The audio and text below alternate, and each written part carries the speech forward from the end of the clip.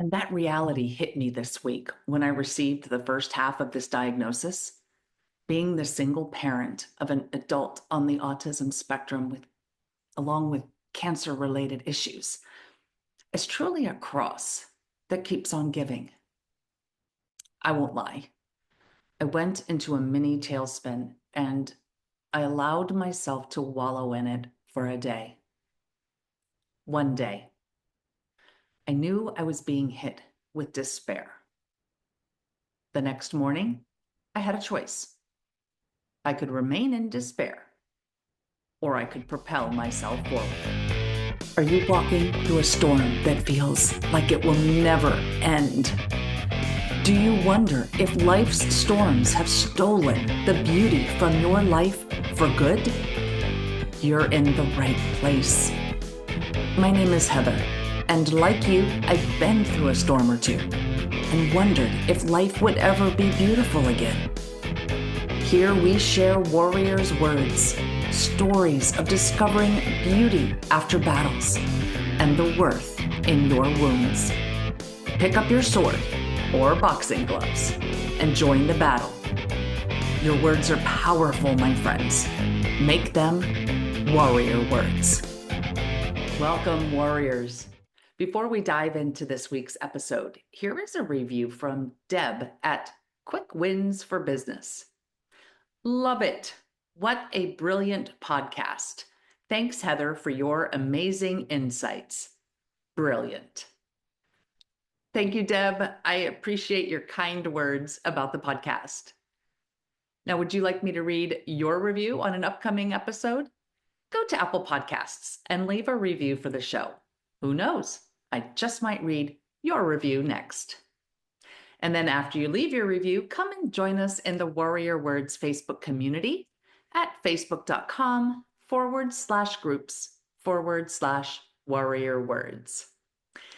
Now, I designed the Warrior Words community to be for women who have survived trauma and now want to thrive in life. As women designed in the image and likeness of God, we probably know, intellectually know that we are beautiful. You are beautiful, but you may not see that in yourself anymore. Maybe you don't like the way you look, or you no longer trust the outside world. So this community is made for women like you and like me, who sometimes struggle with new traumas and how to find the beauty in our life situations. So it's a space for us to come together and encourage each other and support each other even in some of life's toughest situations. So I invite you to join us in the Facebook community because we are stronger together. Now, grab a tissue and listen in as I recall, I don't have to recall very far because it's a story that happened last week. Let's rock. My three main traumas intersected this week. If you know my story or have listened to my early episodes, you may know that those three traumas are domestic violence, breast cancer, and my son's autism, or maybe more specifically, his birth trauma that may or may not have contributed to his autism. So, are you asking yourself what those three could possibly have in common? Well, I'll be honest, I had no idea they would intersect. Yet, here we are. But first, this episode is airing on April 1st, which means it's the official start of Autism Acceptance Month. Yes, I know you're probably saying Autism Awareness Month, but I think we may be beyond that. Most people are aware that autism exists, and they are aware of the diverse characteristics associated with it. And that's where acceptance kicks in. Because people know that autism is characterized by issues with social interaction, there are a few less than desirable responses to that awareness. Some people respond by characterizing people on the spectrum with a word that begins with the letter R, and then they apply that word in a most derogatory way. On the flip side, we see other people who cutify autism. I know it's not a word, but they look at social awkwardness and make it out to be something cute and desirable. And some even go so far as to label themselves autistic for attention. Which leads me to something that John Hammond said in episode 16, and Tristan and I concur. Don't just take an online assessment and consider yourself or a loved one as diagnosed. These assessments may be good indicators, but they should lead to an assessment with a professional who is qualified to provide a medical diagnosis. And yes, I know this is harder to do as an adult, but it is possible. I know a few people who have done this and gone this route, and the diagnosis didn't solve their issues, but it did explain some things for them and then offered tools to assist them. So now on to this week's intersection. I re-injured my ankle last week and went to my doctor. Now, just a quick step back, in 2019, I actually severely sprained my ankle, and I had a Jones fracture, which is at the break of the fifth bone on the foot, the outside of the foot. And because my cancer and COVID happened in 2020, I had a long delay in treatment. In fact, I didn't get out of a brace until Thanksgiving of 2023. So 4.5 years after I had the original injury.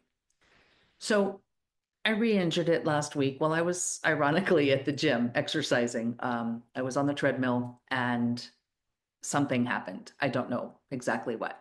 So I went to my doctor and he did an exam thinking it might be a ligament issue. However, due to insurance regulations and the fact that I did have a history of a broken bone, we had to do an x-ray first so that we could eventually do the MRI that my doctor thought was necessary. So the good news is that the x-ray showed no signs of a fracture, for which I am definitely grateful. I don't want to go through that again. But it did show that I had a significant reduction in the spaces between my joints, which is necessary proof for further investigation via that MRI. It also showed severe osteopenia and demineralization of my bones. This is something that is irreversible and cannot be stopped. The progression can be slowed by taking D3 and calcium, eating calcium and protein-rich foods, exercising, and ceasing any drinking or smoking. The problem with that, I already do all of those things except supplement with calcium. Well, I do now because I went out and I bought a bottle. So if I'm already doing just about everything that can be done to slow the progression, it seems to me like I really can't slow the progression anymore. So the question is, why do I have severe osteopenia in my 50s? Well, that would be due to the cancer drugs used to save my life. Now, believe me, when I say I am grateful that God spared my life and I am a breast cancer survivor today, and I am alive to speak into this microphone. And because God did not even spare his own son from the cross, as a follower of Jesus, I carry my own cross.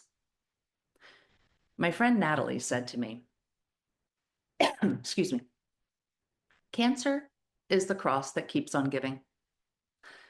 But it's a good thing. God is good, and we can trust him, even when we really, really don't understand or want the crosses he allows. Truth. This osteopenia is a cross, as it makes me more susceptible to fractures. Those things I said earlier I didn't want to go through again.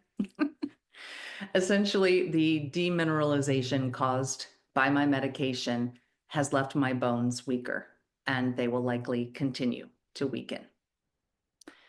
And now here's where the other two traumas join into this intersection. Because of my marriage situation, I became single again. And I am single still. Plus, Tristan lives with me, and I am his sole caregiver. Due to his autism and ADHD, he is currently unable to drive, and there are a few other things preventing him from living on his own. Now, so far, it's been a really good deal for both of us. We keep each other company. He edits and produces all of my content, and I provide room and board and that really important internet connection.